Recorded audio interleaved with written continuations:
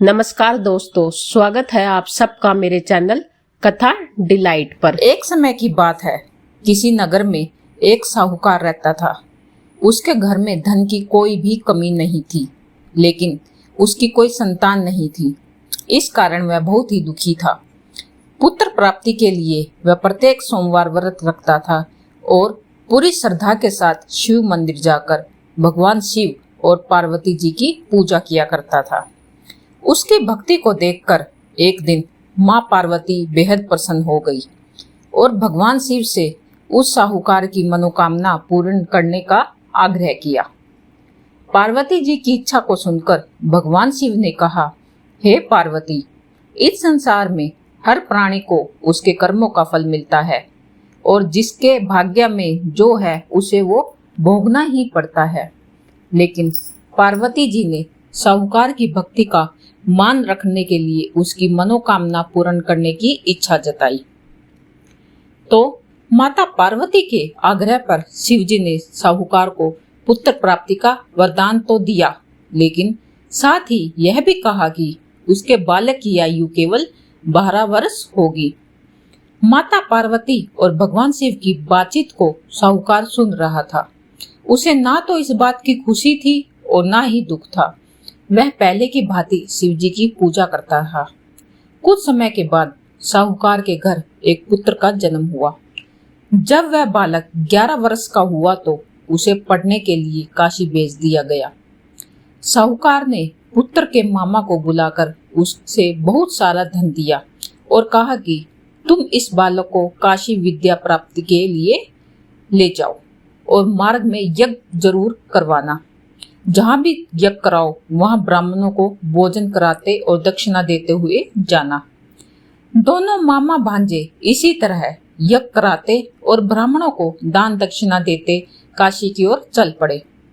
रात में एक नगर पड़ा जहाँ नगर के राजा की कन्या का विवाह था, लेकिन जिस राजकुमार से उसका विवाह होना था वह एक आंख से काना था।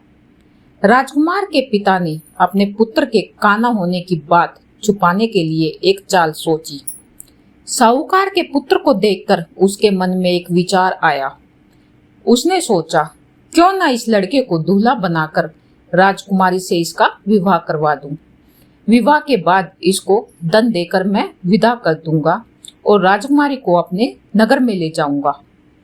लड़के को दूल्हे के वस्त्र पहनाकर राजकुमारी से विवाह करवा दिया गया। लेकिन साहूकार का पुत्र बेहद ईमानदार था। उसने यह बात न्याय संगत नहीं लगी। उसने अवसर पाकर राजकुमारी की चुन्नी के पल्ले पर लिखा कि तुम्हारा विवाह मेरे साथ हुआ है, लेकिन जिस राजकुमार के साथ तुम्हें भेजा जाएगा वह एक आंख से काना है। मैं जा रहा हूँ काशी पढ़ने के लिए।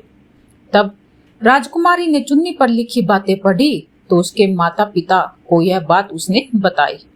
राजा ने अपनी पुत्री को विदा नहीं किया, जिससे बारात वापस चली गई। दूसरी ओर साहूकार का लड़का और उसका मामा काशी पहुंचे। वहां जाकर उन्होंने यज्ञ किया। जिस दिन लड़के की आयु 12 साल की हुई उसी दिन यज्ञ रखा गया। लड़के के अपने मामा से कहा कि मेरी थोड़ी तबीयत ठीक नहीं है। मामा ने कहा कि तुम अंदर जाकर सो जाओ। शिवजी के वरदान के अनुसार कुछ ही देर में उस बालक के प्राण निकल गए। मृत भांजे को देखकर उसके मामा ने विलाप शुरू कर दिया। सुयोगवंश उसी समय शिवजी और माता पार्वती उधर से जा रहे थे। पार्वती ने भगवान से कहा, स्वामी, मुझे इसके रोने के स्वर सहन नहीं हो रहे हैं। आप इस व्यक्ति के कष्ट को अवश्य दूर करें। जब शिवजी मृत बालक के समीप गए तो वह बोले, यह उसी साहूकार का पुत्र है जिसे मैंने 12 वर्ष आयु का वरदान दिया। तब इसकी आयु पूरी हो चुकी है, लेकिन मातृ भाव से विभोर माता पार्वती ने कहा, हे महादेव, आप इस बालक को और आयु देने की कृपा करें, अन्यथा इसके वियोग में इसके माता पिता भी तड़प तड़प कर मर जाएंगे। माता पार्वती के आग्रह पर भगवान शिव ने उस लड़के को जीवित होने का वरदान दे दिया। शिवजी की कृपा से वह लड़का जीवित हो गया। शिक्षा समाप्त करके लड़का मामा के साथ अपने नगर की ओर चल दिया। दोनों चलते हुए उसी नगर में पहुंचे जहां उसका विवाह हुआ था। उस नगर में भी उन्होंने यज्ञ का आयोजन किया। उस लड़के के ससुर ने उसे पहचान लिया और महल में ले जाकर उसकी खातिरदारी की और अपनी पुत्री को विदा किया। इधर साहूकार और उसकी पत्नी भूखे प्यासे रहकर बेटे की प्रतीक्षा कर रहे थे। उन्होंने प्रण कर रखा था कि यदि अपने बेटे की मृत्यु का समाचार मिला तो वह भी प्राण को त्याग देंगे। परंतु जब बेटे के जीवित होने का समाचार पाया तो वो दोनों बेहद ही प्रसन्न हुए। उसी रात भगवान शिव ने व्यापारी के स्वप्न में आकर कहा, हे श्रेष्ठी, मैंने तेरे सोमवार के व्रत करने और व्रत कथा सुनने से प्रसन्न होकर तेरे पुत्र को लंबी आयु प्रदान की है।